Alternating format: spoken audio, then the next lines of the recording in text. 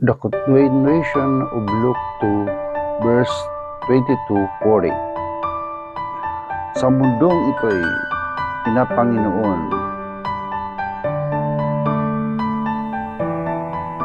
ng kanilang nasasakupan at ang mga may kapangyarihan ay matatawag na tagapagtangkilik nila. Ngunit hindi gayon. Sa inyo, sa halip, ang pinakadakila ang dapat lumagay na siyang pinakabata at ang namumunoy tagapaglingkod.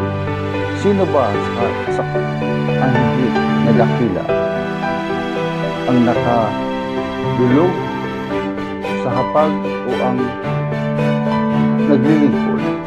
Hindi ba ang nakadulog sa hapag? Ngunit ako'y kasama ninyo bilang isang naglilingkod. Kayo nananatiling kasama ko sa mga pagsubok sa akin, kung paanong pinaglaanan ako ng Ama ng kaharian, gayon din naman na pinaglaanan ko kayo sa dako sa aking kaharian. Kayo'y kakain at iinom na kasalo ko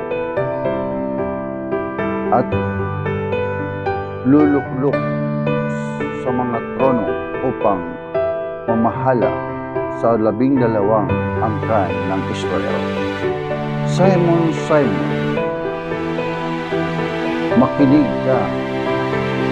Hiniling ni Satanas at ipahintulot naman sa kanya na kayong lahat ay subukin